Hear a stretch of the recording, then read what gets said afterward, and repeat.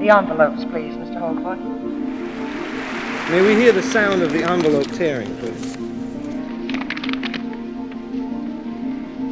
You open it, Doris. All right. The winner is? And the winner is. And the Oscar goes to. The Oscar goes to. And the Oscar goes to.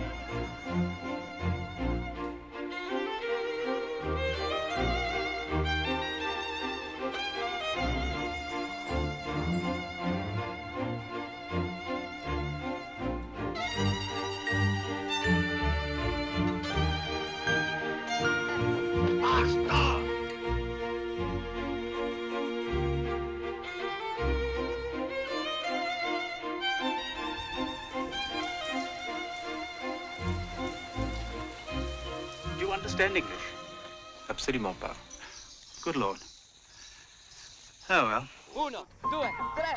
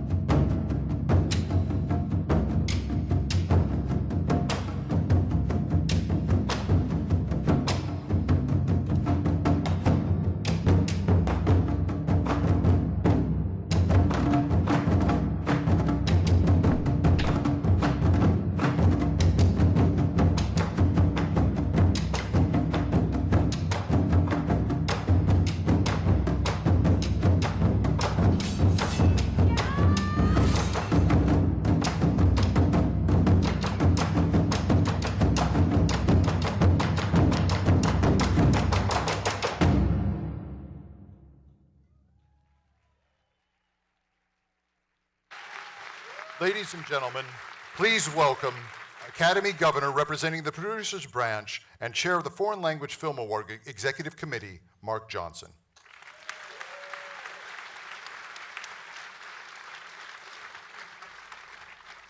Thank you. Good morning. Good morning to the cast and crews who are here today from our 5 nominated films. Good morning to the directors. All 5 are with us. And good morning to the foreign press who have been covering this event for some time. We had a number of you downstairs taking a lot of pictures, lots of interviews. A little over 3 months ago, we started watching 92 movies in this very theater, double features, a lot of them across town in the Linwood Dunn. It turns out that the very first movie we saw this season was Lebanon's The Insult, and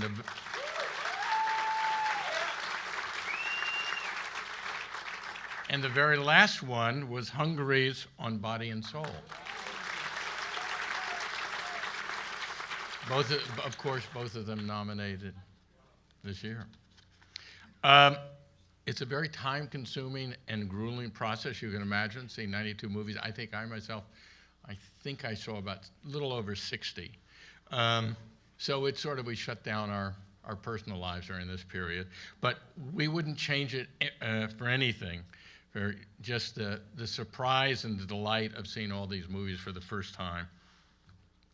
Many, I think we were close to 400 people participated in this committee this year. Many of those dedicated and passionate committee members are here, so I'd like all of you to please stand up and take a bow.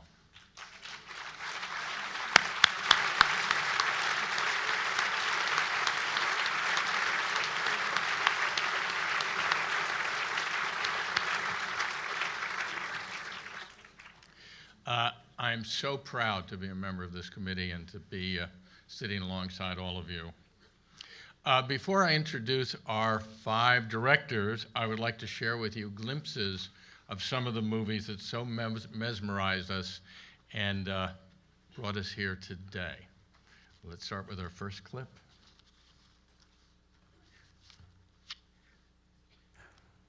From Chile, A Fantastic Woman, Sebastian Vello, writer, director, producer.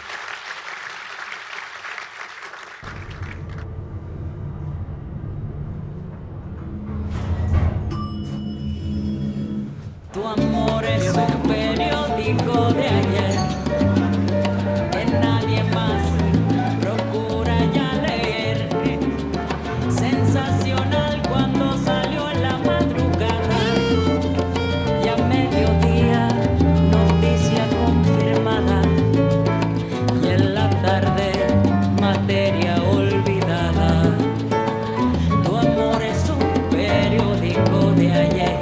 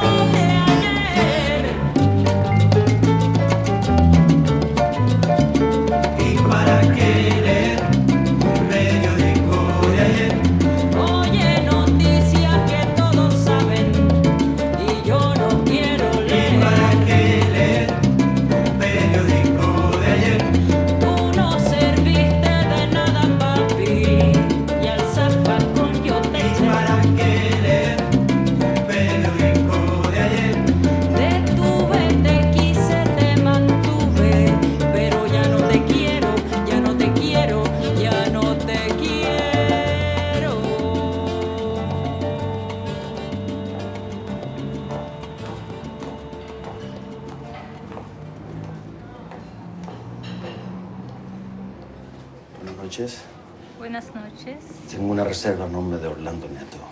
Un segundito.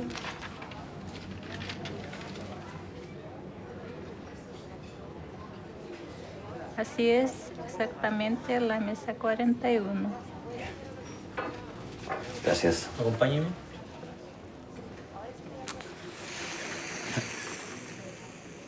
祝你生日快乐，祝你生日快乐，祝你生日快乐，祝你生日快乐。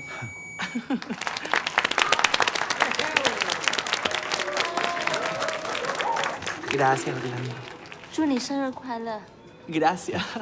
Le voy a traer unos pedacitos. Gracias. Ok.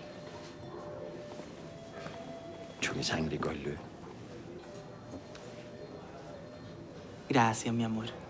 Con torta musical y todo.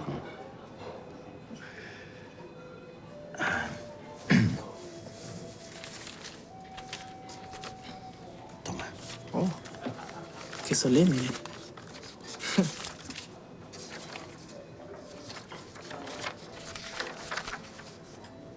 Vale por 2 pasajes a las cataratas de Iguazú. Orlando. No lo mires en menos. Es una de las 7 maravillas naturales del mundo. Ah, chuta. ¿Y cuándo nos vamos? En 10 días. En 10 días.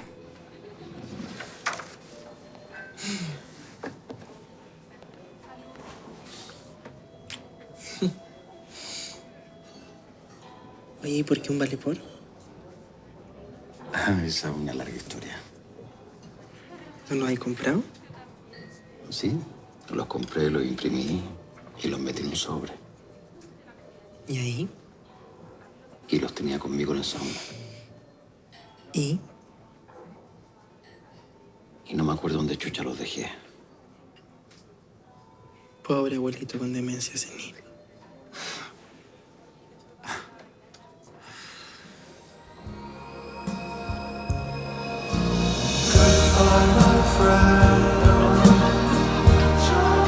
The stars will fall.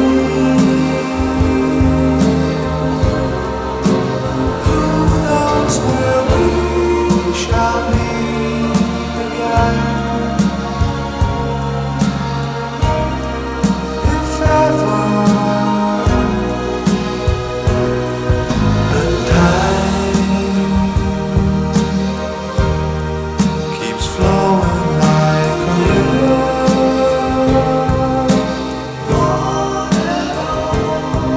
To the sea, to the sea,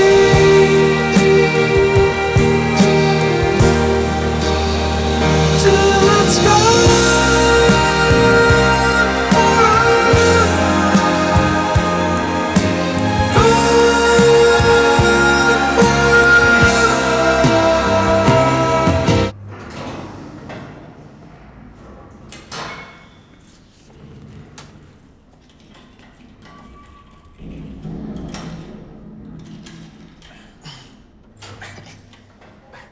Vamos a tener que pedirle ayuda al conserje.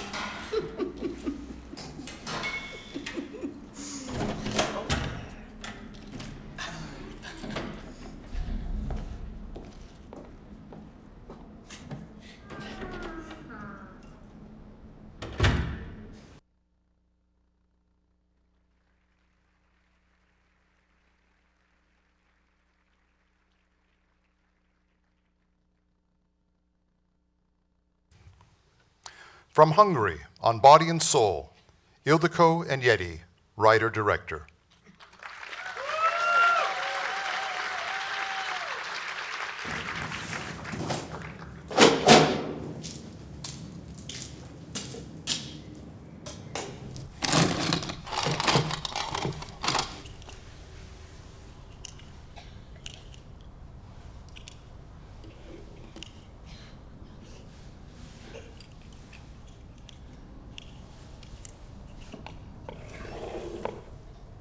Jó napot! Ma korán jött le. Jó étvágyat. Holnap veszek magamnak telefont. Van telefonja. Csak azt gondolja, hogy öreg vagyok, és a karom is béna. Ez nagyon rosszul esik. Nagyon szépnek látom magát. Nem hiszek magának. 3 dolgot kell megfigyelni egy emberen, hogy észrevegyük, hogy mikor hazudik. Megtanítsam magának is? Jó. Az első a pupilla. Ha a pupilla tágul, a pupilla a fényváltozásra tágul, meg szűkül, ne akarjon bolondot csinálni belőlem. Tudom, hogy miért mérges rám. Nem vagyok mérges. Ma elmentem. Ma valaki elmagyarázta. Nem vagyok kíváncsi arra, hogy mit beszéltek rólam. Biztosan kinevettek. Azt mondta, hogy maga azért mérges rám, mert féltékeny. És ez igaz? Maga tényleg féltékeny? Igen.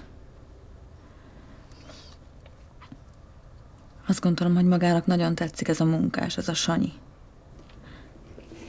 Téved. Ugyan már. Téved, félek tőle. Ez igaz? Igaz. Akkor ugye megint rendben van minden. Ki vagyok? Miért? راديوكم. أها.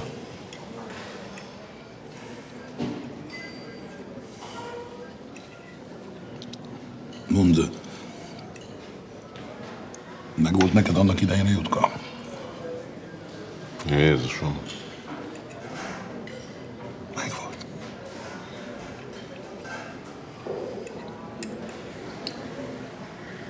Tudom, hogy a félizemmel lefeküdt, és épp ez a Sanyival sora. Ugyan már? Nem vagyok teljesen idióta. Mindegy. Ezt egymás között tudjuk kezelni. Van egy aspirinet? Jó napot. Ma korán jött le. 1:30 van. Nem jöttem le korán. Holnap veszek egy telefont.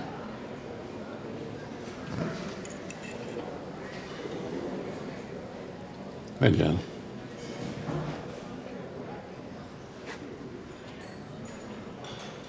Én nagyon szépnek látom magát.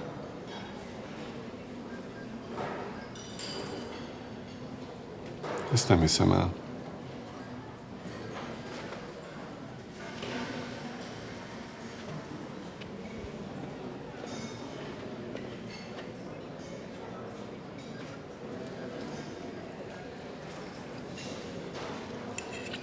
Mi van, összejöttetek? Normális vagy?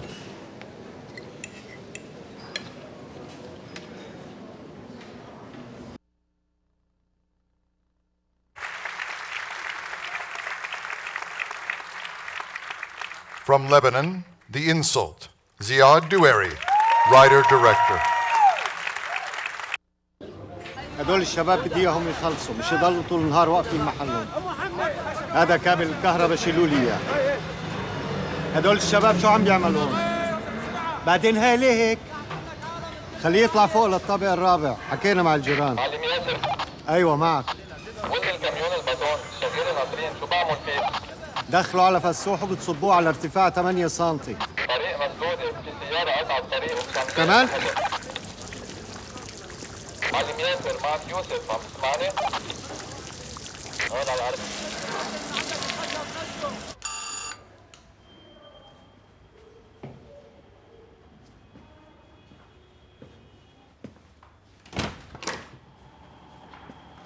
في مشكلة عندك بالمزراب ولازم نشيك عليه. مشكلة شو يعني؟ المي عندك عم بتنقط على العالم برا.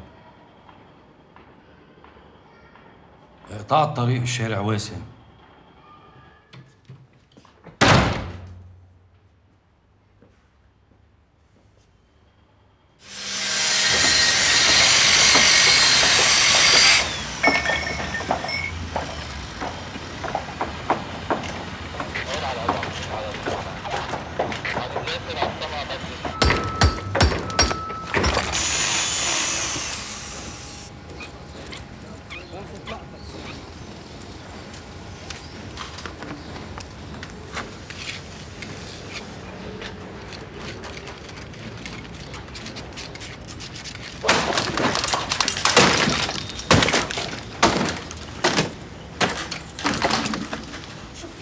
شو عم بيصير؟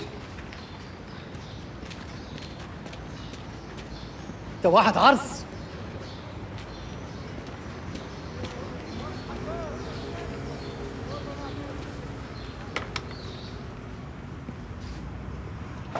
شوف يا سيد طوني، أنا اللي فهمته من ياسر إنه أنت عندك أسطى طالع برات البلكون وهو كان عم بيظبط لك إياه. قمت حضرتك كسرته. بلكوني بيتي. بس نحن عم ننفذ تعليمات البلدية بإزالة المخالفات، وهذا الأسطى المخالف. الزلمة كان عم يعمل شغله. هيدا ما بيعني إنه في سب الناس. لا، أكيد لا. إذا مفكر حاله قصة كبيرة كتير غلطان. تبي شو عم بقول لك؟ أفضل له يعتذر، ولا رح أقدم شكوى ضد شركتك. ما ضروري نوصل لهون سيد طوني. إذا بتسمح لي يظبط الموضوع على طريقتي، ورح أبعت لك حدا يظبط القسطة. ما حدا بيصلح شيء.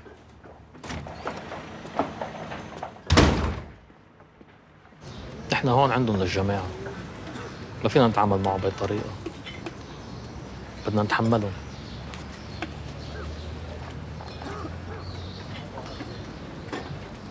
بده اياك تعتذر منه. روح يا حوي ناطرة، اعتذر منه وصلح له هالمزرعة.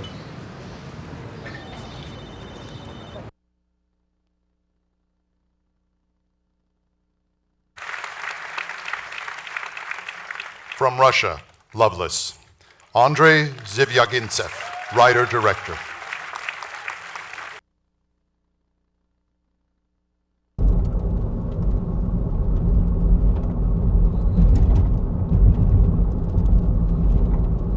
Я ведь тебя не любила никогда.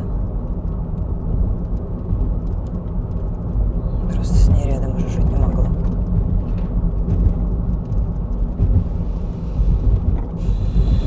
И отлепиться от нее не могла. С тобой отлепилась. Использовала тебя. Я так думала. На самом деле, конечно, ты меня использовала. Тебе нужна была семья, не мне. Я бы уж как-нибудь обошлась, правда.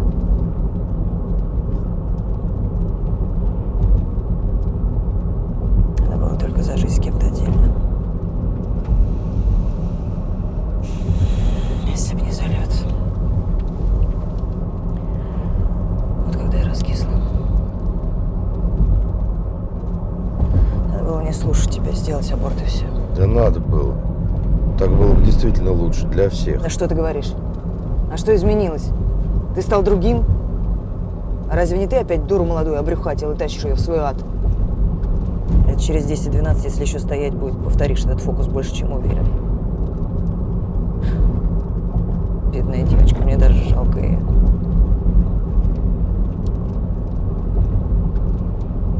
Ты мне всю жизнь испортил, ты это понимаешь?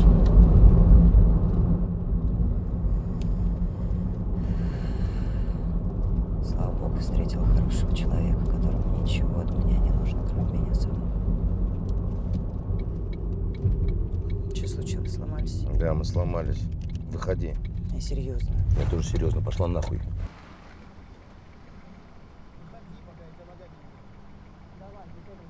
Ну уёбывай, блядь! Ты не забудь, что у тебя сын пропал, скотина!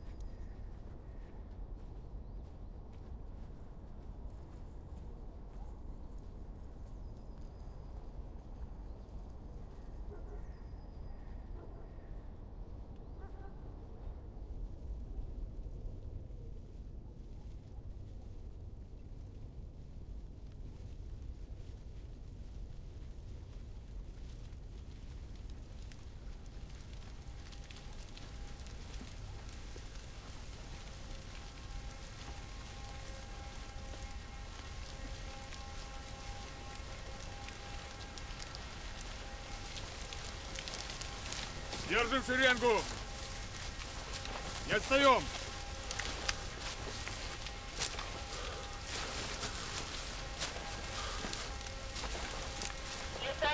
работать на отклик.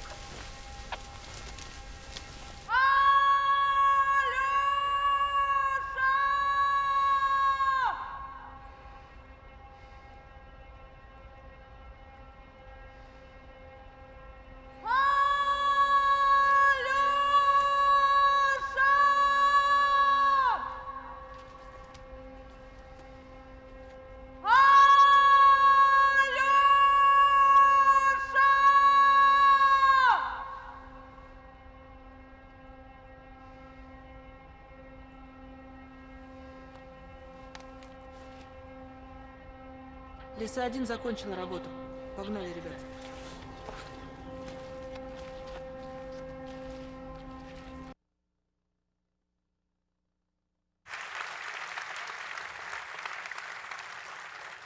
From Sweden, The Square, Ruben Östlund, writer-director.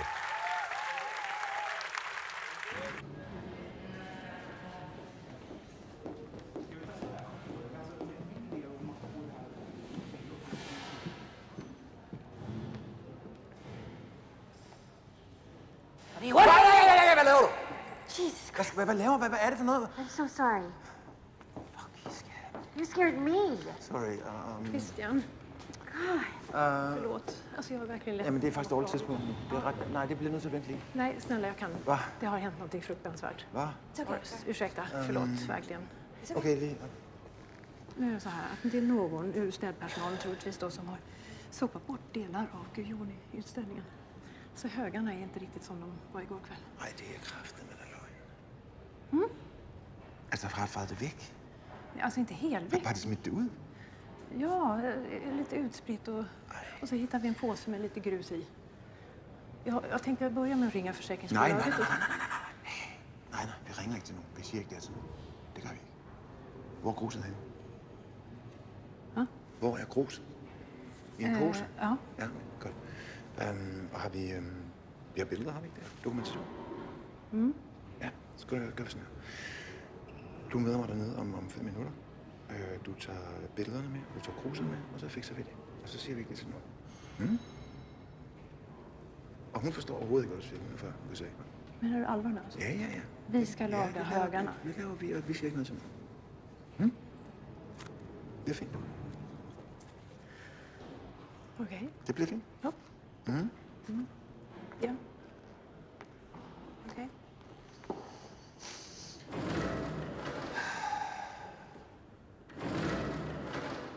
Do you remember what happened between us the other night? We were here. Yeah, no, after that though. We left. Yes? And then? We got in a cab. Mm. Went back to your place.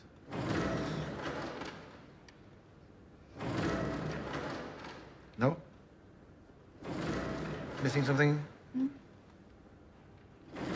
You opened a bottle of wine, we sat down, we talked, had a great time. And then what happened? Are you getting at something specific here? I Yes. think you've got something in... Very specific. Why don't you just come out and say it? Because I want you to say it. I want you to remember it.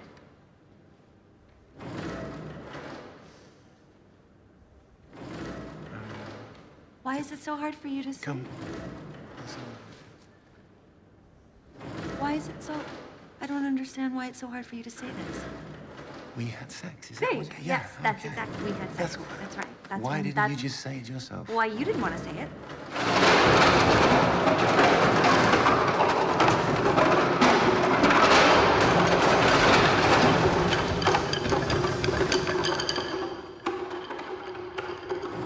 Okay, you were inside of me. That's what happened. Yes, I am. I'm aware of that. Okay, good. You remember that then? Yes. Listen, that is part of it. Yes, it's a big part of it, and it's also part When a of man and a woman, you know, the man is Good. inside the woman, yeah? And that meant something, did it not? Absolutely. Okay, what did it mean to you?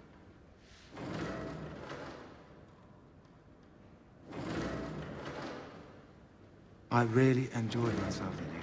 I did. I absolutely did. Yeah. Good, good. And I like... Can you please keep your voice down? It's just there's someone right over there. Yeah. I like you. And I have an emotional connection to you, and I'd like to explore that because that's important to me. I don't just go have sex with just anybody. I have to have that.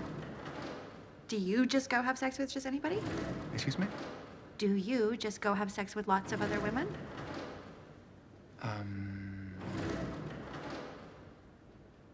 Is this something that you do a lot? Kind of private question, isn't it? Well, so is being inside me. Pretty private, so. But where's the connection there? I'm asking how often you do.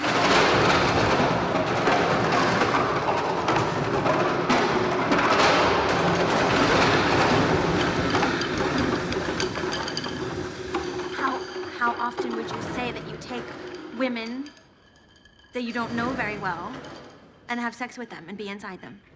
I'm not sure, really. Do you not remember them? Yeah, sure, I do, yeah. You know their names? Yeah? Yeah? Sure, yeah. Always? Always, yeah. Yeah. So what's my name?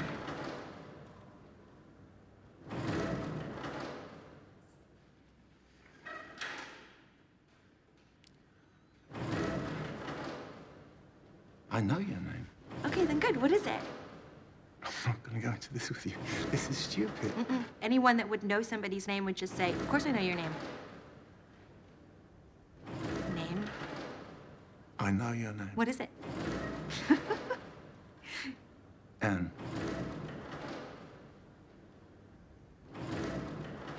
Okay.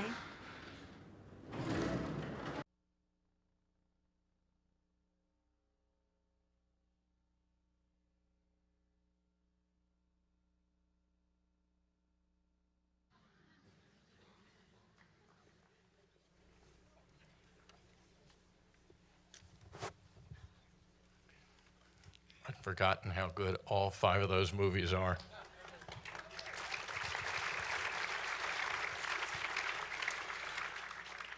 The prankster, the romantic, the fatalist, the doomsayer, and the triumphalist. These archetypes glibly suggest our 5 directors and what they've been able to pull off with their corresponding films. At first blush, none of them really has anything in common, as you can tell from these clips. They are so completely distinctive. Yes, of course, they're all contemporary, and yes, they're all intimate, not big, sprawling epics. But what I find that really binds them all together, that I can sort of find in common, is their characters. It's the character or characters and the triumph of those characters in each movie. I don't mean that the characters are somehow victorious. In fact, you could argue that none of them is. What I'm suggesting that all of these movies in lesser hands could have been allegories, or even worse, movies about issues. Tony and Yasser from The Insult could easily represent 2 sides of the Middle East question, but what they really represent is Tony and Yasser. 2 flawed human beings who can't escape from their past and their own natures. Marina, in A Fantastic Woman, could easily represent a fringe character in a preset non-accepting society, but Marina really represents the character herself. The triumph of that aptly titled movie is that Marina is a flesh and blood character who succeeds beyond the movie around her. In Loveless, Boris and Xenia, as self-involved and disquieting as they are, make us believe in the soullessness of contemporary Moscow. Not as an abstract, but in a societal vacuum that has, in fact, created the 2 of them. Maria and Andre on Body and Soul could easily stand for the damaged victims of their own uncompleted selves. And yet what we immediately see are 2 actual people longing for each other. They represent nothing, they just are. Hell, even the deer don't represent anything, they're just deer. And Christian in the Square, the well-meaning but clueless curator, somehow sells the absurdity of his world only because he is a character who is both unique and recognizable. A lesser character would have spun that movie out of control. All of these movies work and work gloriously because of these vibrant, alive protagonists. They take us by the hand and guide us into the world of those movies. What the great movies do is introduce us to singular characters and make us immediately care what happens to them. We will accept any world, no matter how absurd it is, if we are led to be fully realized by fully realized and triumphant characters. On those terms, all of these 5 movies succeed, and they succeed magnificently. I was remarking the other day, I was looking at the number of films that have been nominated over the years, and recently we've had a number of movies that have had first-time filmmakers. 2 years ago, I think 4 of our 5 filmmakers were first-timers. That's not the case this year at all. And in fact, a number of our directors, actually all of them, have some sort of Academy experience. Ziad Doueri's first film, West Beirut, was submitted by Lebanon in 1998. Ildiko Enyedi's my first film, My 20th Century, was submitted in 1989. Sebastian Lelio's movie Gloria was Chile's submission 4 years ago. And Ruben Östlund's Force Majeure was shortlisted 3 years ago. For those of you who get a kick watching grown men cry, I urge you to watch the YouTube reaction of Ruben not getting nominated that year. And of course, we have Andrei Zvyagintsyev's Leviathan, which was nominated that very year. You could argue that he robbed Ruben of his spot, and so I'll leave it to the two of you to work it out later. So clearly the filmmakers you're about to meet are not one-trick ponies. They have been succeeding in their craft for some time, and we catch them in mid-career. Enough of that. I would like to introduce our first director, the director of A Fantastic Woman, Sebastian Lelio.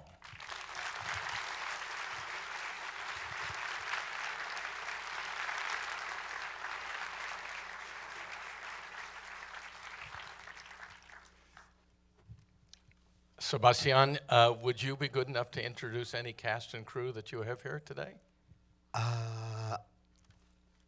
Yes. Yeah, hi. So, the actor Francisco Reyes is here.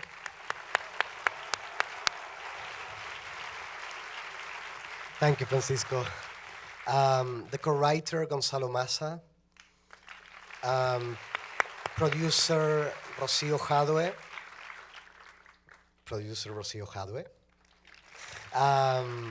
The fantastic DOP Benjamín Echazarreta.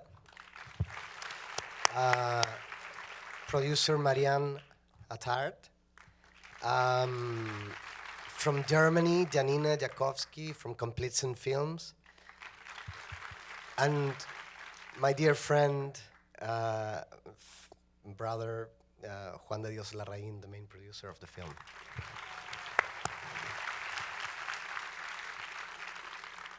Yeah. Am I missing someone? No. Our next director, Ildiko Enyedi from On Body and Soul.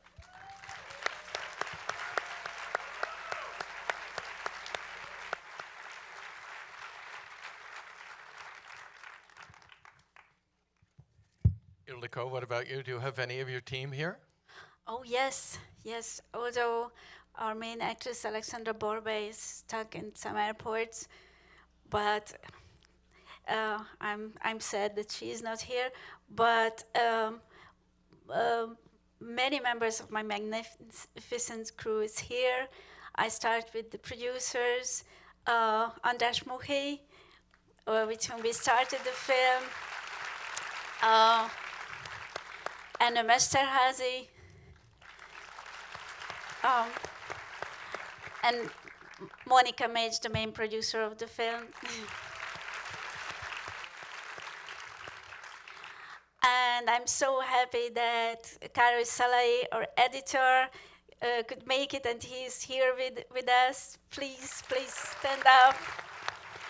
And Imola Lang, production designer, a fantastic woman, I must say. Adam, Balázs Adam, our composer.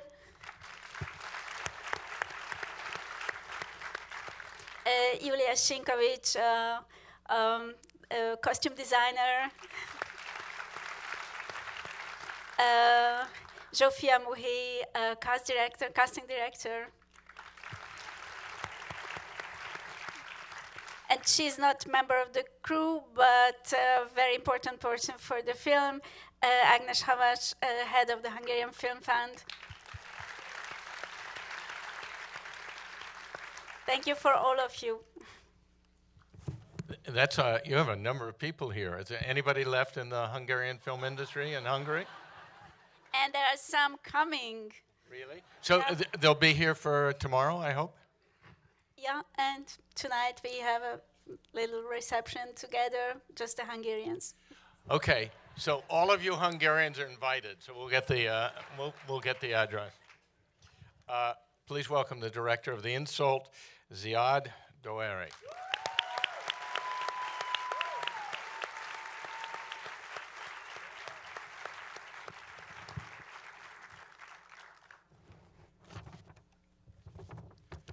All right, your turn. Who do you have here with you? I have the director of photography, Tommaso Fiorelli, and the producer, Jean Breillat. Our dear actress who came from Beirut, Christine Choueiri. Camille Saleme. We call him also Professor Camille Saleme.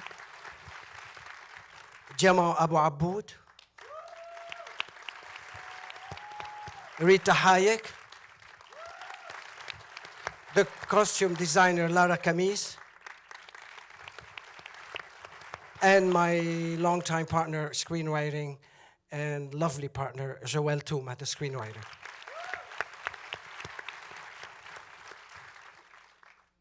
Now, is Lebanon having a big party tonight? Are we invited to that one too? Lebanon is always causing problems. The director of Loveless, Andrei Zaijintsev.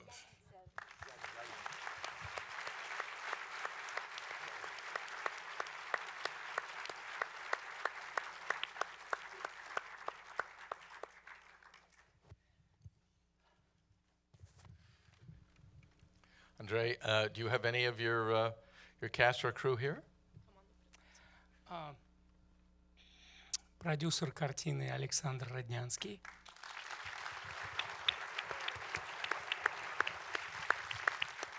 И композитор фильма Евгений Гальперин.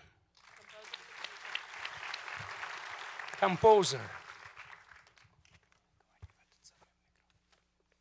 That's all. That's all? So you're not so much as having a party as maybe cocktails or a... Yeah. He was here, 4 years ago with Leviathan, so he's on to my ways. 3 years ago. Yeah, 2015. Yes.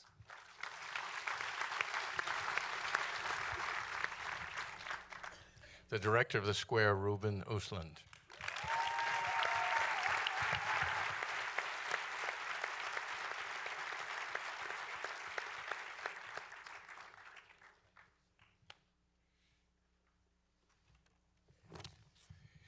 So there's a new YouTube video now, right? Yeah, exactly. Swedish director freaks out when he gets Oscar nominated. Right.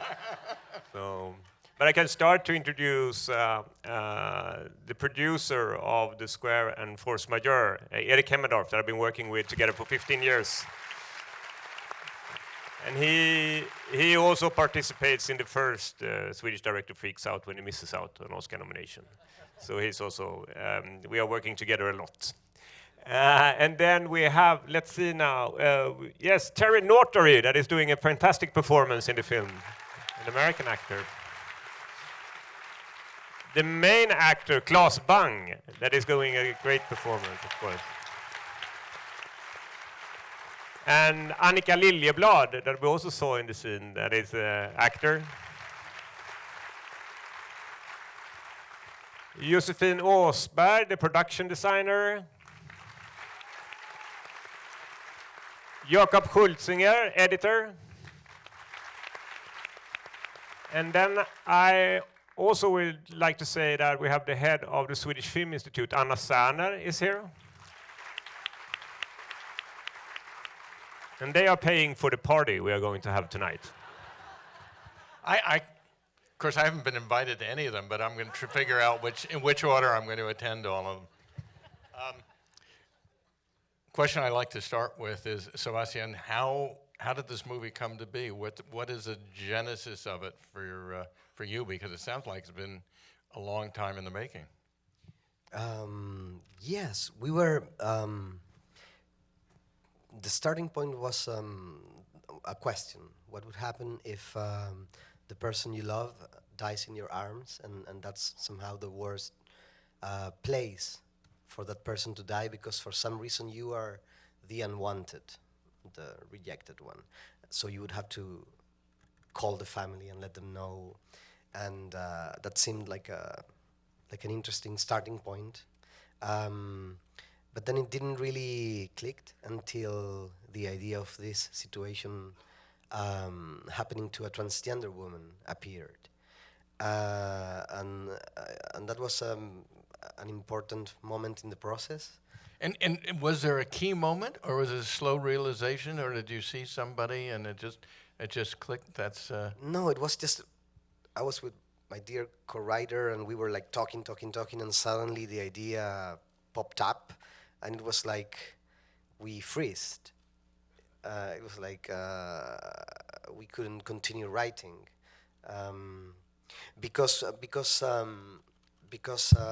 it sounded very moving, very touching, but at the same time, I knew at least my head was filled with cliches. So it was like, okay, we cannot continue writing. We have to meet who is out there. And I wasn't sure if I wanted to make the film. It sounded too dangerous, full of traps, and which is a good sign, but a scary one. Right. And then, I mean, to make a long story short, we met the main actress, but we were looking for advice, for a friend, someone that could let us know what being a transgender woman means in a country like Chile or in a city like Santiago.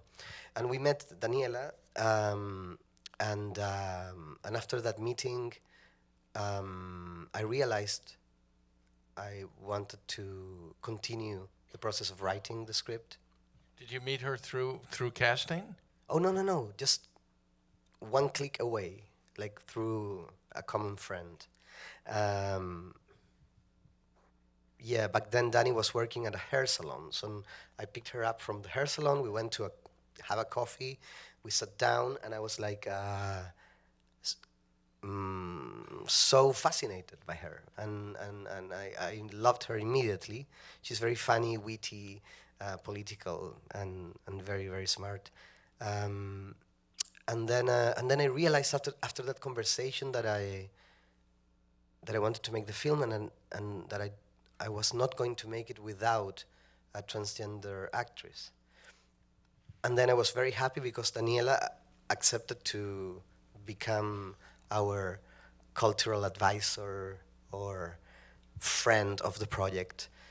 But then it took me like a year to realize that the cultural advisor was the star.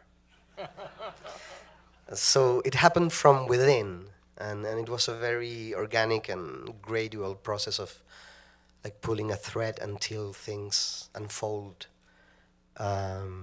in a very mysterious way. Did you workshop it with her? Did you just knew that she could do it, or did you film some scenes? Did you do any tests? No, it was all or nothing. You know, the thing is that Daniela is very young. She had some acting experience. She had made a couple of music videos, some theater, a small film. She has been an opera singer student for a long time. She transitioned in a country like Chile 15 years ago, so she was in a certain way like a pioneer when there wasn't even vocabulary for doing something like that. And so I knew she was a force of nature and a real artist. And then, but then that doesn't mean that when I sent her the script, she didn't think I was completely insane. And she was like, you know, I don't even know how to drive, and you want me to drive, you want me to fly, you want me to face windstorms, and you want me to sing 2 opera arias, and are you insane, you know? And I was like, no, I think we can do it. And I was like, I hope, you know? And then she said, I need 3 days. And she took 3 days. I don't know what she did. And then she called back and said, okay, I'm in.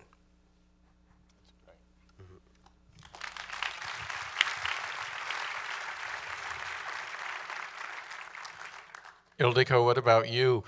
I'd like to point out that it has, if you don't mind, it's been 17 years between movies for you. So this one is a long time coming, but it's not something you've been thinking about for years and years. It's something finally it broke through.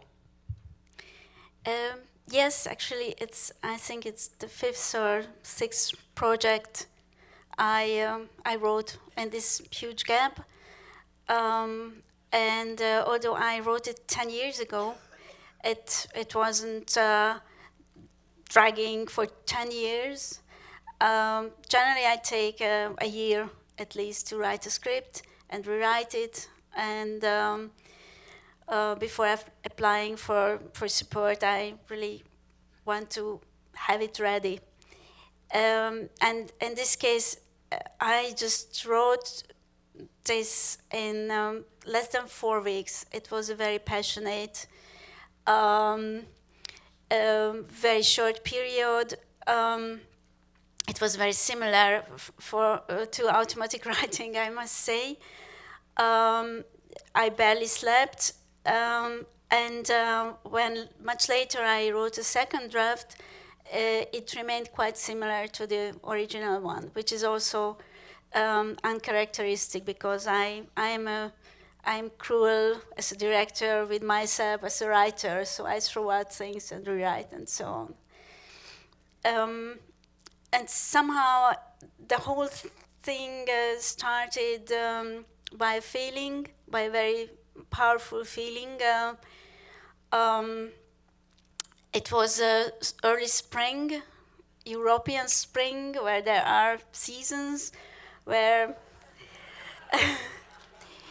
the air is chilly, but you feel in the air the promise of spring, and all these hidden feelings and energies start to move in you, and your heart nearly bursts of this energy.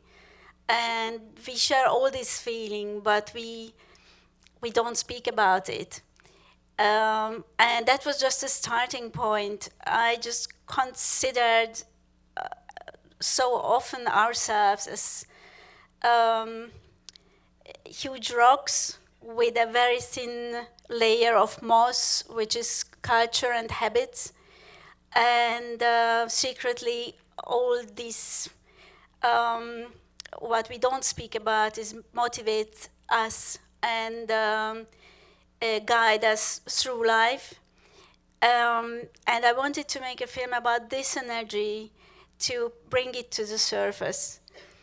So it was really a writing process I had very quickly on the same day when I just thought, oh my God, I want to make a film about this sort of feeling, about this inner world which is secretly guiding us, but nobody speaks about it. I had 2 characters on the same day. I didn't have to construct them. Somehow I had the feeling I know both of them very well. Also the man, also the woman, they are both very important for me, equally important.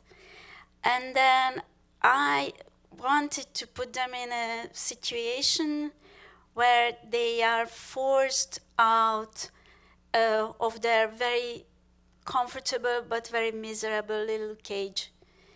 And I swear I don't know how the idea of the shared dream came to me, but I thought this is a good dramatical tool, because in real life, if you encounter somebody who say, oh my God, I just dreamed the same thing as you, the next day you just can't go to work and say, oh, hello, let's have a coffee. You have to do something. You have to explore that. So it was like a motor. And from that moment, I just had to watch them and write down what I see. That was it.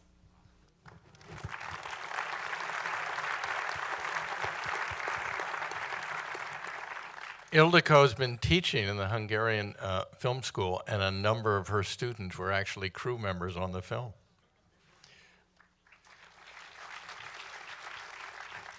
Girls on the camera team, quite exotic. Zia, what about you? Where did I know you wrote this? It's a very interesting situation. He wrote this with a screenwriter he just introduced us to, who, while you were writing this, you were in the middle of getting divorced? The 2 of you? I mean, that was not it's not something that you brag about, but this is, but I wrote it with Joël, yes. We were splitting up, we were divorcing, but it was a successful divorce. I mean, I could tell you, if you want to... From our standpoint, yes. If you want to know how to divorce successfully, come, I'll give you advice. So, what was the genesis of your film? Was it an incident? Was it something you read in the newspaper? Is it something you're dying to tell? Actually, a few years ago, I was living in Beirut, and I used to collect a lot of cactuses. And that morning, I was watering my plants, and there was water that leaked from my balcony onto the construction workers down there. It's just very similar to the beginning of the film, actually. So the water came on this construction where we started exchanging insult. You know, he would say, you know, son of a girl, then it kept on getting bigger, and then I threw him a big insult, a very offensive one then. Joël happened to be standing behind me, and she says, Ziad, you cannot use that specific word. It's very, very hurtful, very insulting. Why don't you go down and apologize? So I went down. I was on the 3rd floor. I went down, and I met the guy in his 50s. I says, look, I want to tell you, I really apologize. And I guess he was very hurt. He didn't respond, and that was the end of the story. It got resolved very quickly. A couple of days later, I think I was going up the stairs or walking down the street, and I said, what if the story starts with a very banal, insignificant, totally stupid incident, but does not get resolved? Instead of getting resolved, it gets more and more and more complicated. So the question that I asked myself, Mark, at that time, could in Lebanon you can use an insult and have it go until it becomes, you know, strife? Can you cause big riots on the streets if it's like this? And then we start asking a lot of questions, and we find out that in the Middle East, yeah, you can stop. Definitely you can. And then I said, what if it gets all the way to the presidency? And I wanted to see, is it credible? And during that time, I don't know if you, ladies and gentlemen in the audience, do you remember then when there was a fight in the White House, not in the White House, between one of the professor and a policeman, and they got in a fight, and Obama had called them to the White House to reconcile. I don't remember the exact name. You remember that? Yes, I do. So I said, you know, if in the White House you can have a president interfere in a personal conflict between two people, then I could probably do it. Once I locked that, I had to find out if I had a legal case. So I ended up hiring my mom, who was a lawyer, And I said, Mom, I need to consult you about certain laws. In Lebanese law, if you insult somebody, is that considered a libel? Is that considered a crime? And we discovered that in Lebanese law, in fact, there is a law, I think law number 228. If I insult you or your nationality or your religion, I could go to jail. And if I could prove that you hit me, you physically aggressed me because of that type of insult that I did to you, you could potentially get acquitted. So I knew at that point that I had a legal case. So I hired my mom, and then after 3 months, my mom is very radical. My mom is a very activist. So, we clashed, and part of the clashes that we had after I finished, I asked Joelle, and I said, look, I have this idea, why don't we start collaborating? It was our 4th films together, so we started writing it. And to tell you the truth, it was an extremely pleasant experience writing it, because just to give you a little bit of background, I come from a very left-wing family in Lebanon. My mom was very militant. She actually at one point did carry weapons in 1958. She's if we call it, and I don't want you to think it's a judgment, it's not, it's just a statement, it's just an observation.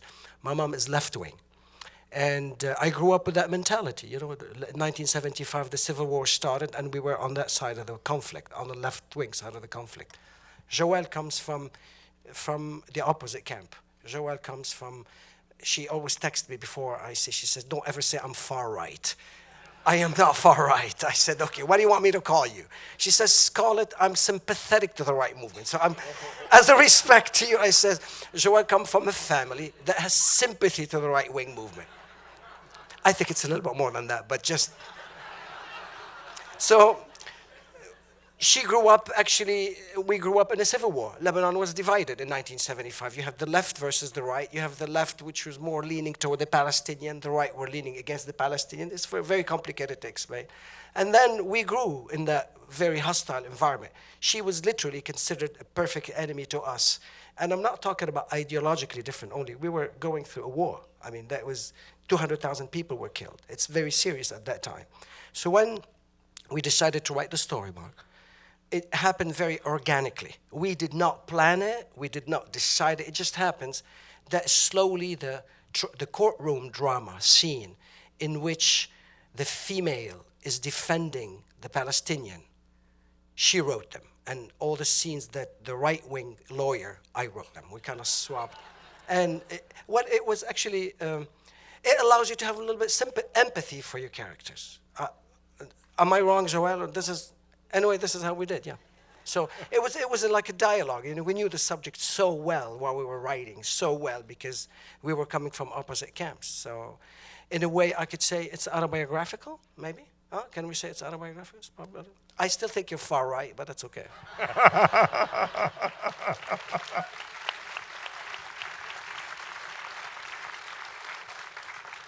Gee, I wonder why they're not still married. What's interesting about Courtroom, because I read somewhere that you did all of this research about courtrooms, because so much of his film takes place in a courtroom, but resaw the verdict and judgment in Nuremberg, 12 Angry Men, and L.A. Law. In fact, there's a quote of yours that said, Americans love that shit. We've got the Courtroom down pat. Yeah. I highly recommend the film, my friends in the audience. I don't know if you have the chance to see it. It really is a film that marked me forever. It's done in 1963 by Stanley Kramer. It's called Judgment at Nuremberg. Isn't it? You agree? What a great movie. I mean, God, it's a 3-hour movie, 3 hour, and you don't flinch. Your eyelids don't close. How compelling that film is. Really, and it's so nuanced. During the writing, I saw that film over and over to understand how did they do it? How could you hold a 3-hour film and not lose it? And then another film after that, which was also very influential, which I happened to see during the war also, while I was growing up in Beirut. Sidney Lumet's film is called The Verdict. And it's a great movie. And the character in The Verdict, played by James Mason, the character in the film is called Edkin Cannon, if you remember it. I wrote the profile, and I wanted to cast somebody who is so reminding, and I chose Professor Camille Salemi to play the Edkin Cannon character. Yeah, it was really great movies. Americans have perfected the art of courthouse movie. You guys are the best. Andre, when we saw you last here with Leviathan, did you know you were going to make Loveless?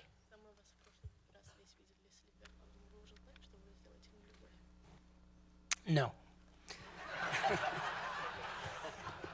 Вообще говоря, наша история на самом деле тоже началась с развода. Точнее будет сказать, с одного из, может быть, великих фильмов о разводе, сцены супружеской жизни Ингмара Бергмана.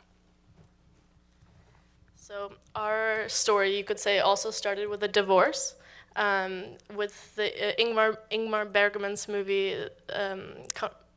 In English, it's Scenes from a Marriage. Scenes from a Marriage. В 2011 году мы закончили картину «Елена». И, собственно, вот эти 7 лет тому назад появилась эта мечта адаптировать этот сценарий Бергмана и снять на его основе историю в России с русским языком, с русскими реалиями и так далее. So in 2011, we finished Yelena, and this dream to adapt Ingmar Bergman's movie into a Russian reality started 7 years ago with the ending of the shoot of Yelena. As a film or as a television? Да, мы хотели сделать 6 глав, 6 эпизодов. They wanted to do 6 episodes, so TV. Мы стали искать возможность приобрести права. Это 2011 год. Продюсер картины Елена Александр Роднянский горячо поддержал эту идею. Мы стали искать возможность приобрести права. Там 4 правообладателя. Мы договорились с 3 сторонами, а с 4-й не могли договориться никак. So they started trying to get the rights for the Scenes of a Marriage, and the producer fully supported this idea of adapting Scenes from a Marriage. And there are 4 rights holders for the movie, and 3 were on board, but the 4th one would not budge.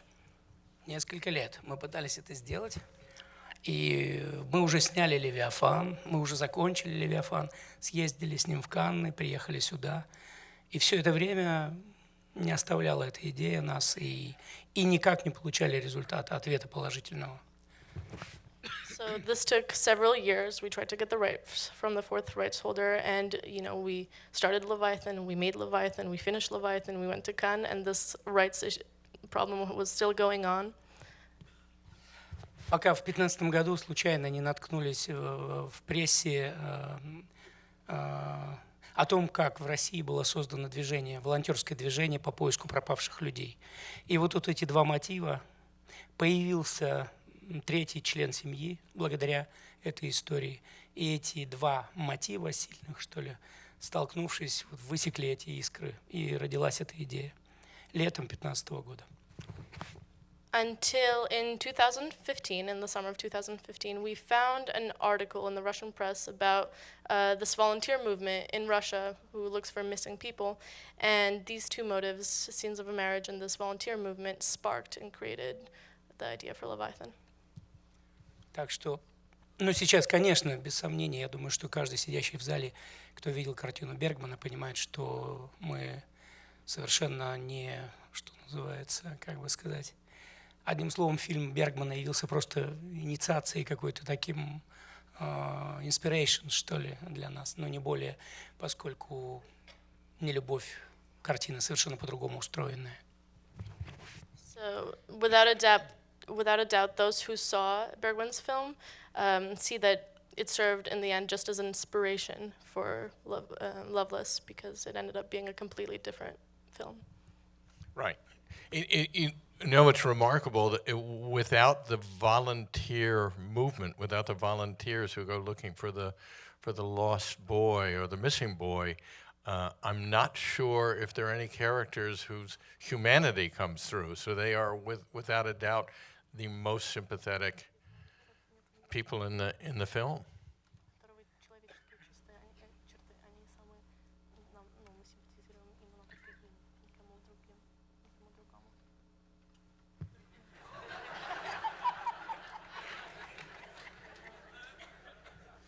Maybe. I'm sure he speaks perfect English. Reuven, this is I'm sure that it's got to be a convoluted answer on your part. How did the whole idea of the square come to you, and how long ago? Is this something that's been gestating for a while, or is it all of a sudden it popped up? No, it actually started with me and Eric. We were making a film that was called Play. And Play was inspired of events that took place in the city where I live in Sweden, in Göteborg. It was a group of young boys that was robbing other young boys in the center of the city in a mall for several occasions. And we got to know about this incident because Eric showed me a newspaper article about this. And the thing about these robberies was, there was a lot of things that was interesting with them, but the boys were really, really small. It was like between 12 and 14 years old. And when I read through the court files, you could tell that they were doing these robberies in a mall where there was a lot of adults around them. And it was very, very seldom that any adult interacted and tried to help the kids. So the bystander effect, if you're familiar with the bystander effect, you know that we get passive. We don't know who should take responsibility when we are in public spaces. Was very strong. But it was also like the kids' world and the adults' world were taking place on two parallel levels. That the kids didn't ask for help, and the adults didn't help. And I talked to my father about this, and he's brought up in Stockholm during the 50s. And he told me that when he was 6 years old, his parents put an address tag around his neck and wrote the address to where he lived, in which apartment he lived, in which street. And then sent him out to play all alone in the center of Stockholm. And when he said it was obvious that it had happened an attitude change in society, that back in the 50s you looked at other adults as someone that would help your children if they ended up in trouble. And today it's almost like other adults are a potential threat towards our children. And this is even though like society have not become more dangerous in Sweden. So the criminality have decreased. Decreased, yeah. And it's decreased? No, going down. Yeah. So it's less dangerous actually, but the paranoia have increased. Yeah. And in this context, me and a friend of mine, Kalle Boman, that is a producer, he's like 75 now, and he have been working with a lot of the Swedish directors like Bo Widerberg and Roy Andersson, and we came up with an idea to try to break the bystander effect and try to create a new social contract, and it was the square. So with a white marked square, we wanted to build an agreement that is similar to the pedestrian crossing. You know, a pedestrian crossing with a couple of lines in the street. We managed to create a social contract that the car drivers should be careful with the pedestrians. But with the square, with these 4 lines in the street, we should create a social contract that we should take care and show trust and take responsibility for each other. So in a way, trying to create a new social contract. And I must talk a little bit about the Swedish society, because I think the Swedish society, it's interesting if you look at trust in the Swedish society. And there's a Swedish sociologist professor that have made a very interesting investigation about different attitudes of, for example, US, Sweden, and Germany, and where we put our trust. And he drew a triangle like this, and he put the state up here, and he put the family down here, and he put the individual down here. So in every 3 corners, there's like state, family, individual. And then he put in where Sweden, US, and Germany, where we put our trust. And in Germany, they put their trust in between the state and the family. So on this side of the triangle. And in Sweden, we put our trust in the state and the individual. And in the US, okay, you have to say if it's true now, but you put your trust in the family and in the individual. And I think that Sweden is a very extreme country in many ways. You know, we don't put our trust in the family, we put it in the individual, but we also have a great trust to the state. And suddenly something have started to happen in Sweden. You know, for an example, they have started to build gated communities. So like in 2008, they started to build the first gated community in Sweden. And if you look at the phenomenon of a gated community, I think in many ways it's a very aggressive way of saying we don't trust on what's outside of these gates. That's not our responsibility. And we put our trust what's inside the gates, and that's where our responsibility is. So some people don't think that this gated community, that this phenomenon is popping up is scary. But I think it's kind of scary because we are suddenly leaving out what's outside of the gates. And we're also showing that we don't have the same amount of trust on the common project, on the idea about this state Sweden. And I think that for me, the square was a way of trying to deal with this topic. Deal on it on a society level, but also on an individual level. And how do I deal with my trust? How do I deal with my responsibility?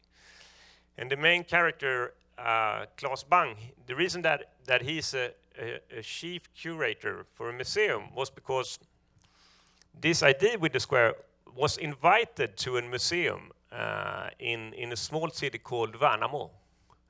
And we had an exhibition about this idea. And at the same time, they built the first square. So it actually exists now in Sweden, 3 squares in 3 different cities. And Värnamo was the first city that built one of these squares. And they have used it in so many beautiful ways. For an example, we have had a lot of refugees coming to Sweden. And some of them, they have said, you are not underage, we have to send you back. And what they have done then is that they have had manifestations in the square. So they went there and they had demonstrations. And the paper came and took pictures of them and reported about this. So they have started to use it in a quite beautiful way, actually. And in Värnamo, that art exhibition and that they built one there, that was really the starting point of writing the script. And then I realized, okay, I want Claes Bang that plays the main character. I want him to be a chief curator, and I want to challenge him. I want him to be put into a corner because I wanted to challenge myself. Because of course I say I'm a humanist. Of course I say that I believe in being equal and good to each other. But when am I challenged in my ideas about this? So I almost look at the filmmaking as like putting up sociological experiments and then challenging Claes or Christian in every single moment and trying to look at him and trying to make an interesting example when we fail. Why do we fail? And yeah.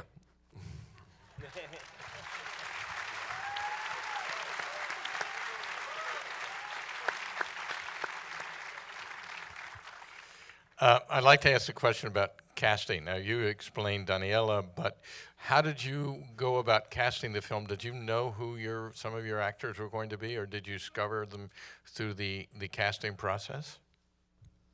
Not really. I mean, I was more concentrated in the writing, and then I think we put together something similar to the national selection of actors. I mean, in that film there are one of the greatest Chilean actors surrounding Daniela, who is a newcomer, and they were really generous in protecting her and helping her. But yeah, I mean, in Chile everything's like, you call someone and you ask directly, would you like to be in the film? Were all with the rest of the cast, were they all professional actors? Yes, all of them, yeah. I would say, based on your film and certainly on Gloria and the films of Pablo Larraín, there's a remarkable pool of acting talent in Chile. Yes, I believe so. We have great actors, and Francisco Reyes is the living proof of that. And why do you think that's true? Is it through a theater tradition? I think there is a big theater tradition in Chile, and I think it took, during the military coup and government Chilean cinema was killed. And then there has been a process of reconstruction that has taken 20-something years. And I think it has been a process of learning how to perform in front of a camera for cinema. And I think in a certain way, the generation we belong to have been growing alongside with the actors in terms of understanding what performing for a camera means. But yeah, we have great actors in Chile. Yeah.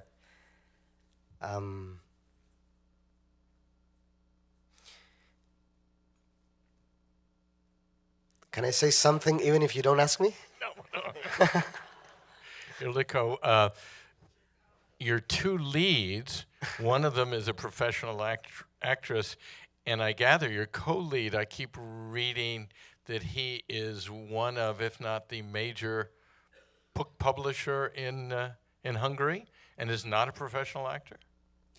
Yeah, he's 65 and never ever dreamed in his wildest and most horrible nightmares to end up on a movie set.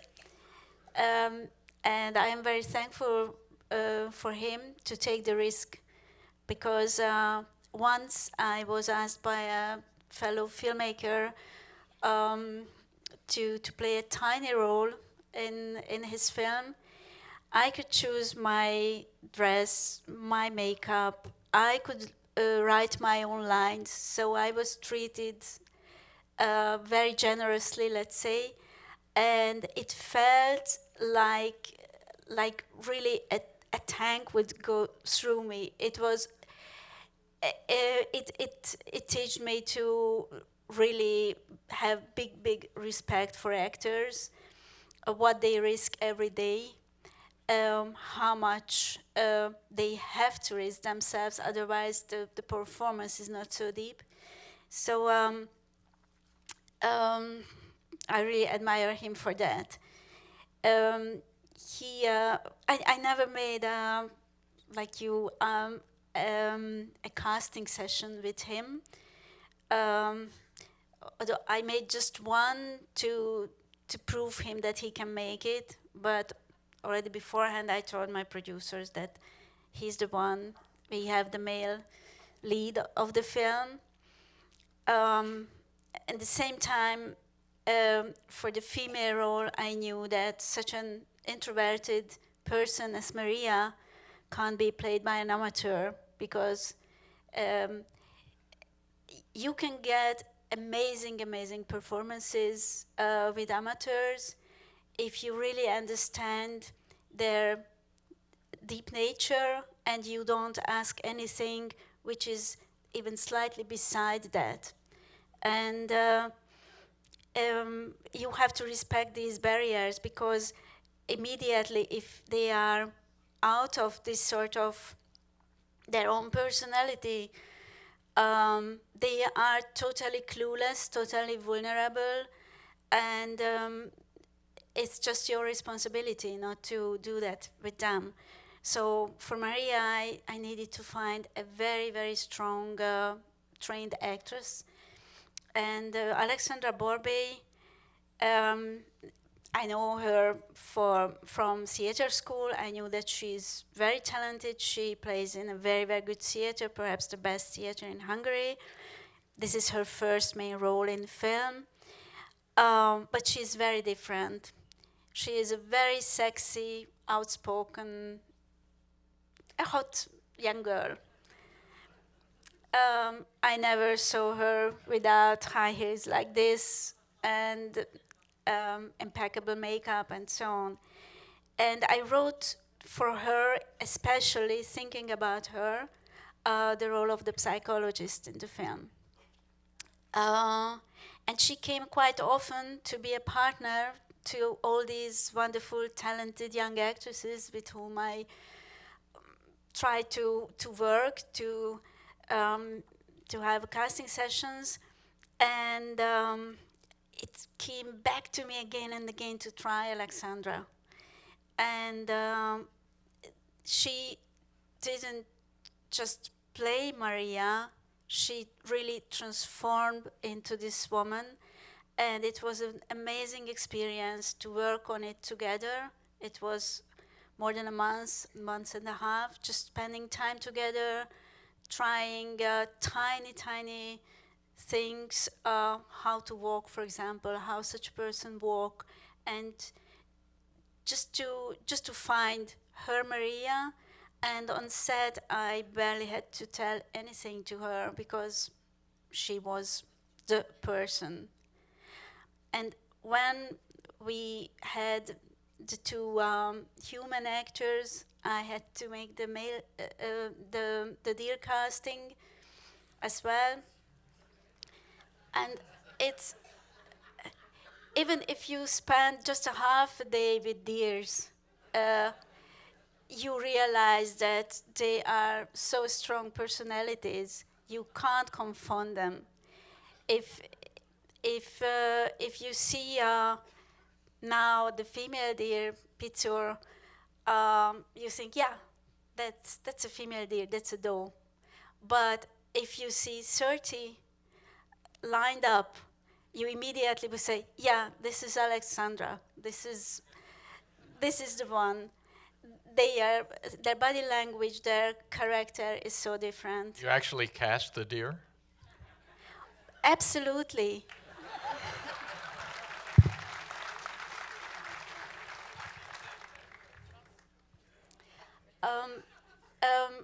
By the way, it was not intentional, but the same thing repeated. What was the case with the humans? Peter is a pro. She played in big American blockbusters, shooting in Hungary, and the Goliath is an amateur. And it was very hard to convince the animal coordinator to accept to work with Goliath, because it meant that he had to work with him for several months on daily basis, because you can't train a deer, but he had to make him accept by Goliath, and then our little team had to be accepted by him to be close, to be a partner. So it was rather working in partnership than training him anything.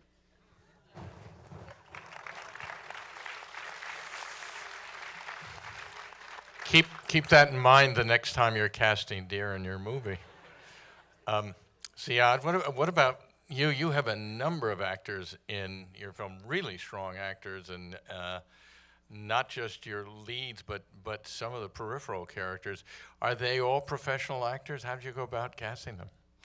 I casted, I was living in Paris at that time, then I flew back to Beirut, not knowing who were the new generation of the actors. So I hired a friend of mine, and I said, let me see who's today in the scene, because I haven't been to Beirut in a long time.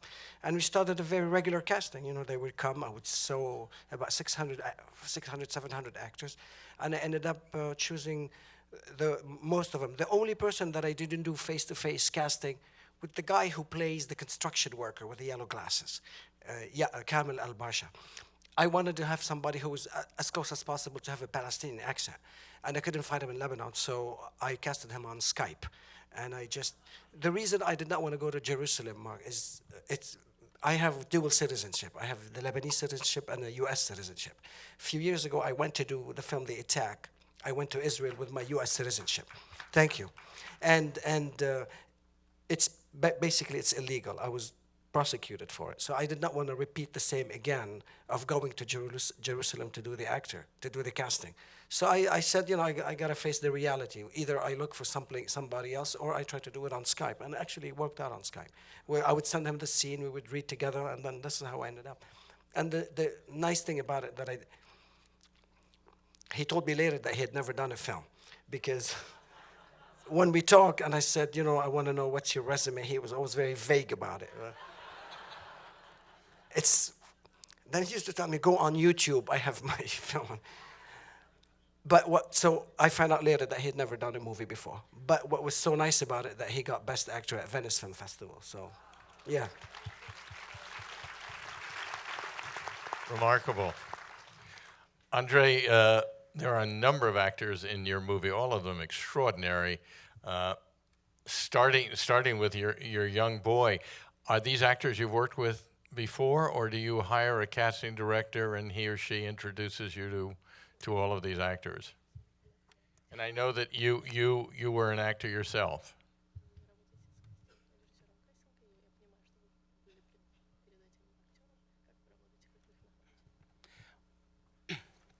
Я прежде хочу вот что сказать. У меня был опыт работы с актером непрофессионалом. Это было лет 10 назад, когда мы снимали картину «Изгнание». И я с тех пор зарекся. Я, наверное, не решусь работать с непрофессиональными актерами. Это была маленькая скромная роль, могильщик. У него было 2 плана коротких. Он сидит с сигаретой на краю могилы, потом прыгает в могилу. Мы снимали весь съемочный, то есть весь световой день. Вот солнце было здесь, а потом оно оказалось там. И мы никак не могли одолеть этот план. Один-единственный. Это была мука адская. Мы убили 2 банки пленки, это 20 минут кодека. И, в общем, результата не могли добиться. С тех пор я сказал, все, с непрофессиональными актерами я не умею работать. You better be a quick writer. So, first I'd like to say that I've previously worked with an unprofessional and experienced actor. After that experience, I will no longer work with one because the scene was very simple. He was sitting by a tomb and he was flicking a cigarette. And they went through 2 rolls of film, so 20 minutes of film, and they didn't get the effect he wanted. So after that, he does not work with inexperienced actors anymore. У меня не получается. I can't do it. I just can't do it. Поэтому я ищу актеров профессиональных. И довольно долго. Это продолжительный путь. Вот. Но, конечно, скажем, в случае с «Нелюбовью» была такая задача найти актеров, которые совершенно неизвестны широкой аудитории. Во всяком случае, в России. Вот. И, в общем, нам повезло, потому что главные персонажи – это блестящие актеры театральные. И Женя, то есть Марьяна Спивак, и Леша Розин, который играет Бориса, крайне редко снимаются. Во всяком случае, Марьяна – это первая роль ее в кино. А у Леши Розина тоже небольшой, незначительный опыт, буквально небольшие роли в наших картинах. Елена и Левиафан. Вот. So I look for professional actors, and it's usually a long journey. For me, it takes a long time. And with Loveless, I did have the goal of finding unknown actors for the general public. And so I was very lucky to find brilliant theater actors. Mariana Spivak is a well-known theater actress, and it's her first role in film. And Alexei Roizin, he had minor roles in Andrei's films, Yelena, Leviathan, and this is his first main role in cinema. Это длинный путь работы, репетиций фактически, когда ищется персонаж, что ли, я не знаю, или близость актера к тому, чем является персонаж, и нахождение общего языка, общего такого контакта, что ли. Ну, в общем, обычная работа. So it's a long journey with lots of rehearsals, and I'm looking for closeness between the character and the actor. It's an intimate relationship between the two of them. Что касается мальчика, мы его искали тоже так же долго. Наверное, 250 человек детей прошли через кастинг. И нашли того, который был просто удивительно талантлив. Могу сказать, что вот в этой сцене, главной его сцене, когда он стоит за дверью и слышит разговор своих родителей, он понятия не имел, о чем происходит сцена, о чем идет речь на кухне. Это был его кадр в абсолютной тишине. Он просто о чем-то своем, значит, лил эти горькие детские слезы. In regards to the boy, we also looked through a lot of child actors. It was 250 kids, and we found this uniquely talented boy. And for instance, in his main scene, the one behind the door when he hears his parents arguing, the boy actually didn't know what the two, like his parents were arguing about. He was crying about something very personal to him. Andre doesn't know what, but it was like honest childhood tears. And did you, as a director, then tell him to imagine something really terrible and react accordingly?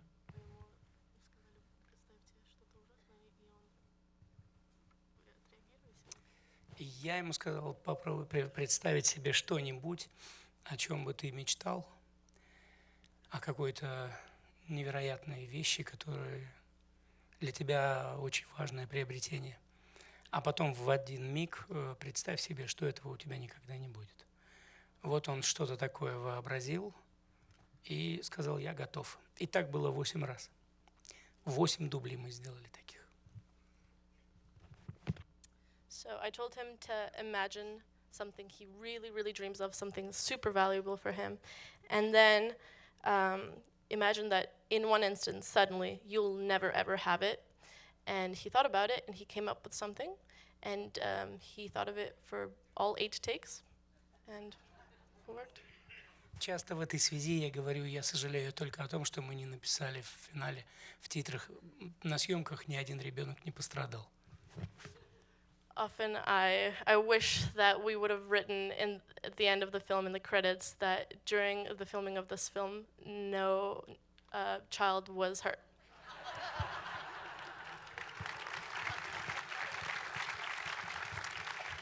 I've read that you do multiple takes. Are you looking for something specific, or do you want to be surprised?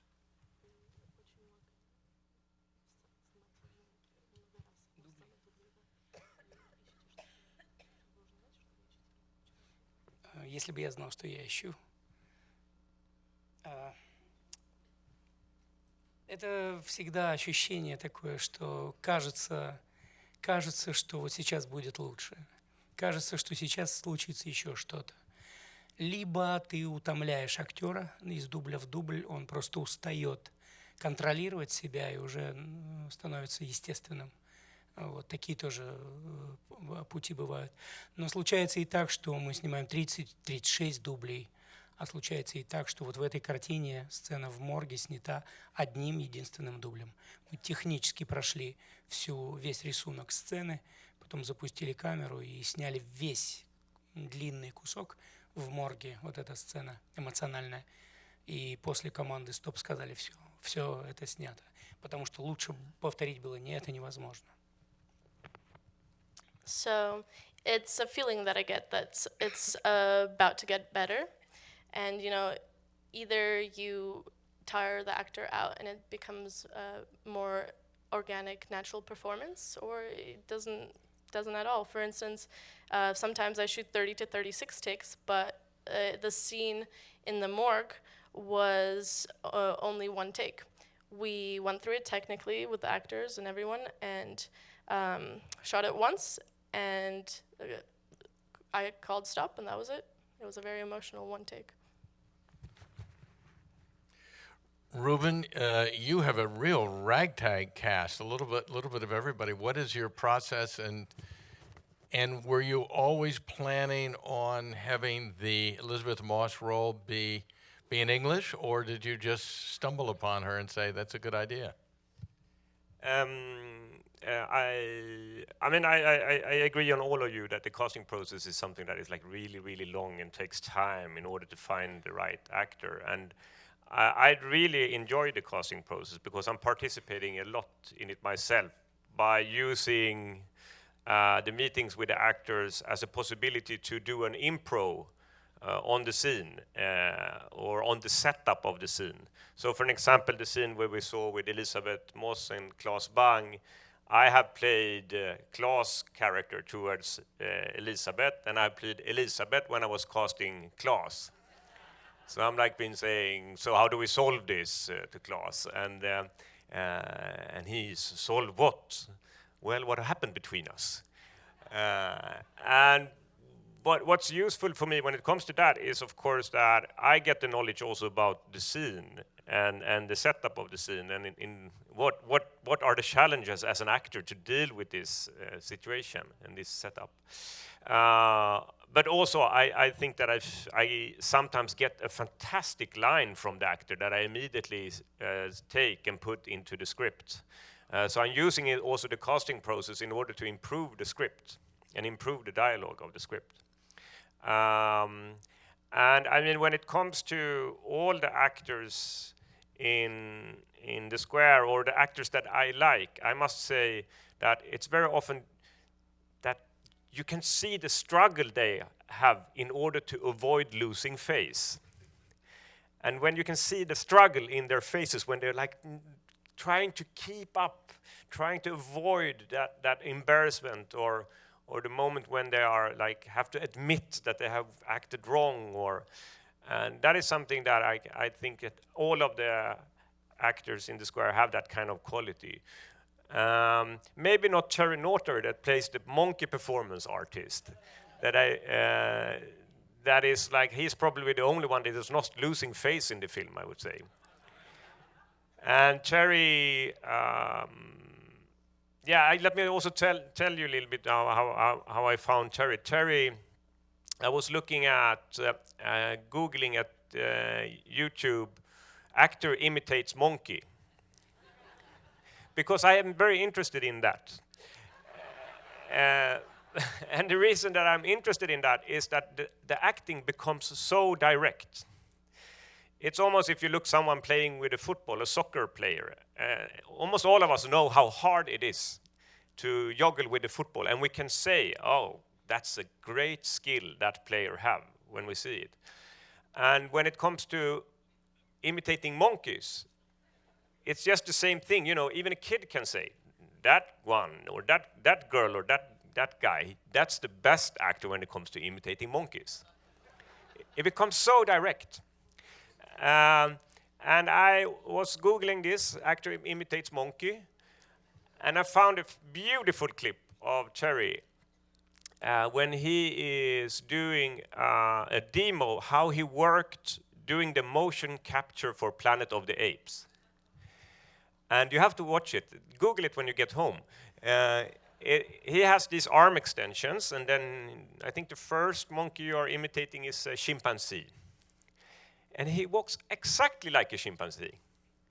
Every single movement is like, it's amazing to see that performance. And then he says, this is a gorilla. And he changes his body movement, and you can see it's a gorilla. So he's also actually one that only is casted having a Skype call. So we have a Skype call, and then I immediately offered the role for Cherry.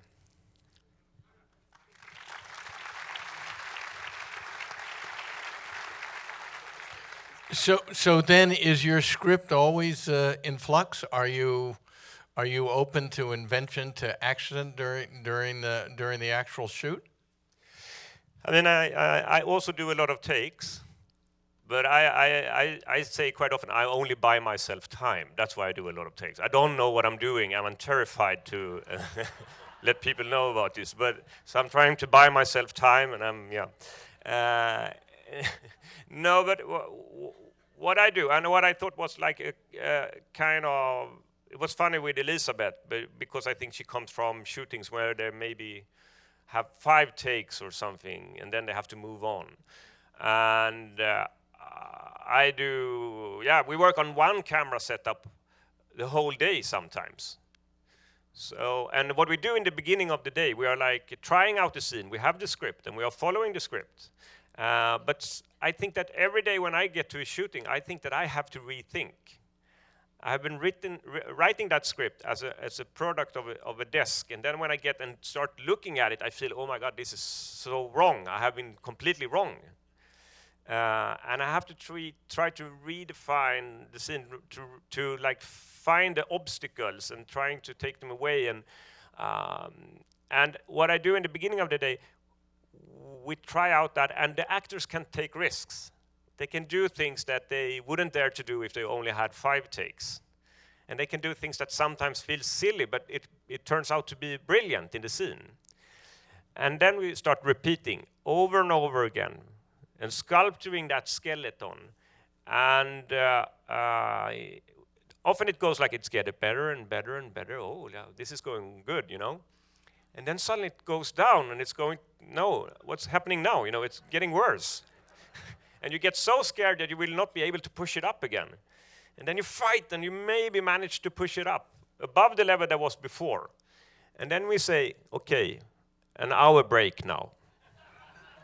And then when we get back on set, we go, 5 takes left. Are everybody ready? And then we do a countdown. And for me, it's a combination of, like, you know, doing something that is very precise and that we have done a lot of time, but then make the present so important. Like now it's an important football game. We have to win this game together. And then we go, 4 takes left, come on now. And everybody in the team have fine-tuned the lighting, the sound, the set design, everything. And these 5 last take, it's very often it's the second last take that I use, actually. I was just going to ask you if you ever use the ones that you didn't on the set, you didn't think were working. That happened, yes. And it's very painful these days, you know. I have also used the first take one and pushed the scene to do 50 takes, and then I used the first take. And it's very painful. That day when you go home, you just feel like I'm not in control, you know. Even if I'm like having all this time and I have a fantastic collaboration with Eric, the producer, that gets me all this time, but it's so painful when we don't reach the top in the end of the day. You reach it like, yeah. Andre, it sounds like, I would feel from your movies, which are so precise, that the script is not tampered with at all when you're shooting, that the words as written are the words that are spoken by the actors. Sometimes it's actually was it me? No, I was asking Andre. Ah, sorry. This could be a scene in my film, I think, yeah.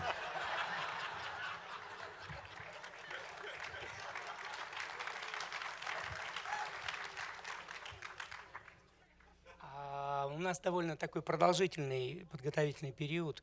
Как правило, это год подготовки к картине. То есть мы выходим на площадку спустя год от старта проекта. Чаще всего это так и бывает. И вот на протяжении этого времени, пока ты делаешь кастинг, пока ты встречаешься с актерами, вот как Рубен сказал, ты проверяешь сцену и текст, диалог в процессе работы с актером. И так, в этот момент ты можешь корректировать диалог. То есть, другими словами, сценарий, текст сценария.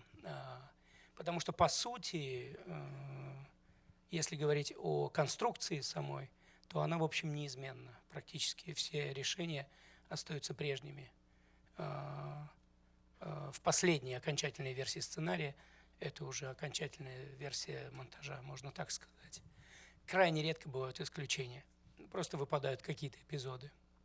За ненадобностью или за затянутостью, что ли. Ты чувствуешь, что проваливается этот фрагмент, ты его просто удаляешь. Вот.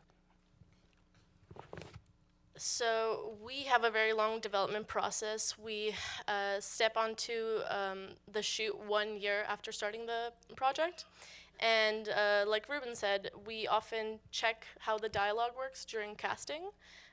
So we look at the text of the script, not its construction.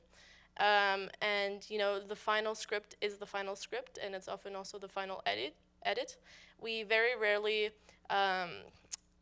lose some episodes in the edit because they're not working, the emotion's not high enough, but the final script is always the final script. Можно сказать, я рассматриваю подготовительный период как такое взбирание в гору. Ты забираешься на вершину, и когда у тебя наступает первый съемочный день, ты как бы катишься вниз с этой горы. Потому что, в общем, фильм готов. Тебе осталось только его взять, что называется, у реальности, зафиксировать на пленку. So I look at this development process as climbing a mountain, and then once you start shooting, you roll down this mountain. It's just a matter of, like, the film needs to be fixated. You already have it.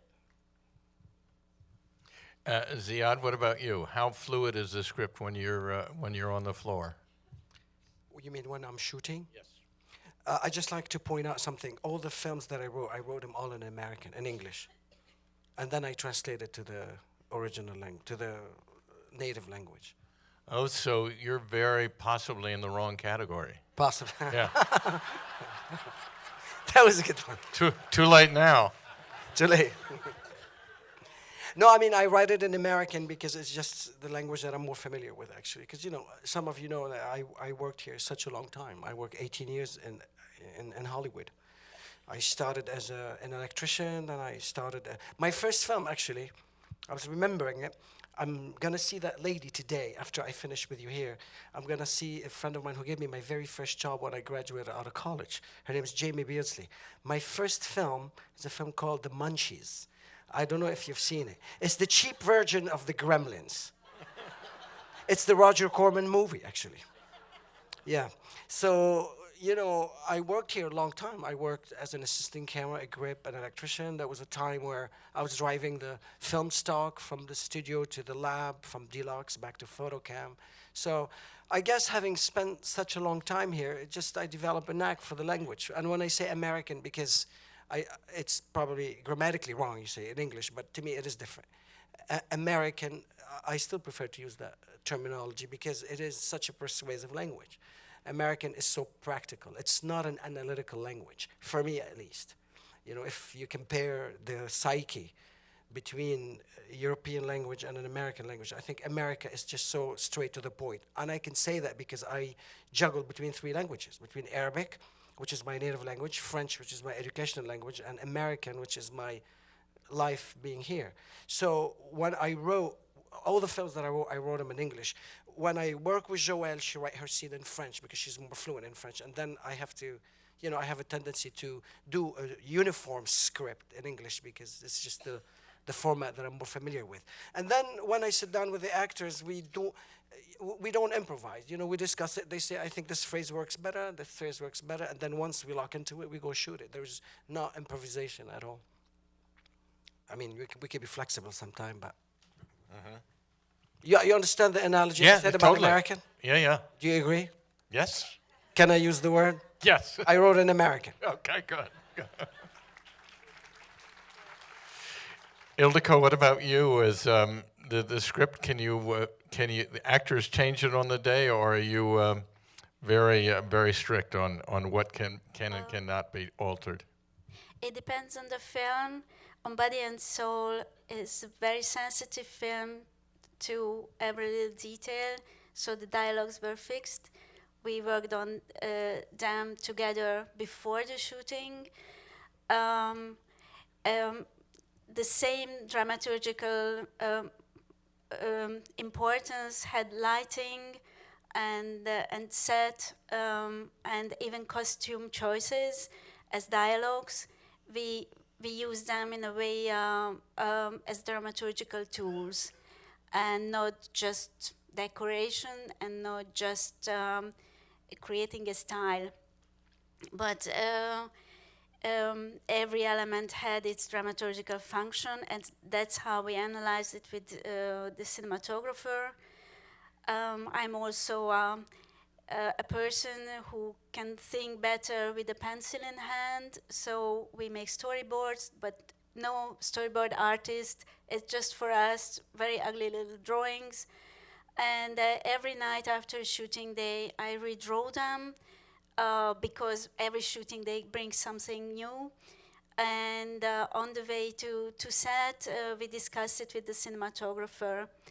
And it's not just about, it's really very much about light as well. Generally, we make 2-3 takes. Maximum 8. When I heard that you shot 80 days, my God, I was so envious. We had 38. And I like that sort of rush of adrenaline that you have to be exact, and not just you, but every team member. You have to be very much in command and totally focused on the very heart of the scene.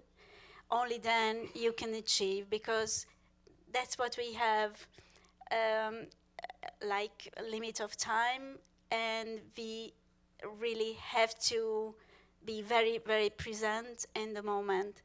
And as I told Ambadi, and so it's such a sensitive film to detail.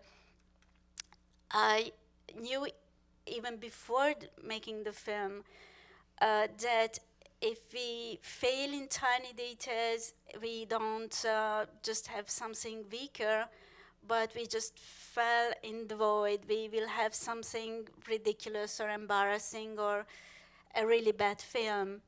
And I am so happy that so many Hungarians are here because I needed these partners. I needed their sort of extreme focus on the shooting day, also in the post-production. Even the grading was somehow a dramaturgical process of this film.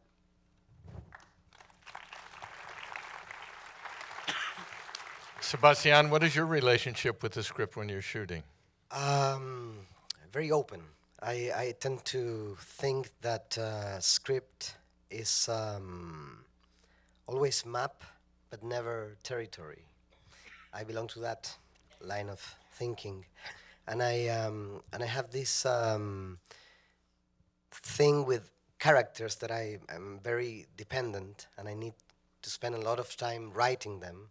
I love writing characters, but then I don't care about them, and they are like in a certain way like a device in order to that you can destroy in order to create a kind of like a crack from which something that belongs to the person that is interpreting that role can merge. And that's what I'm really like obsessed with. Not the character, but the people that are giving an artistic battle in front of your eyes. So yeah, I'm known among my friends for, instead of saying cut, I tend to say keep rolling. And I don't do lots of cuts. I do eternal cuts. I mean takes. So I'm like, I say, don't cut. Why don't you do this or that? And then, okay, keep rolling. Now, why don't we tweak this? And why don't you do it more, I don't know, whatever, strongly or... And then I keep rolling as much as I can because I just can't stand, and I'm sure many of my friends here will feel the same way, because when you cut, then everyone jumps in, and everyone is correcting, the clothes and the hair and things that are very necessary. But I love to keep the energy alive, and in that sense, I connect with what Ruben was saying, that there is something beautiful about putting the actors in a position where they are voluntarily trapped in the game of having to defend their characters, and I like that tension. I believe that from that tension, beautiful gems can appear.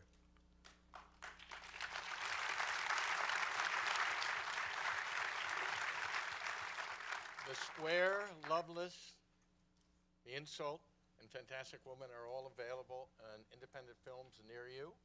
And your film, Embodied Soul, is out. Mike. Oh, the mic. Oh, sorry. And your film, so sorry. And your film is available immediately on Netflix, right? You've just met the directors of 5 of the best movies of the year. Thank you very much. Thank you.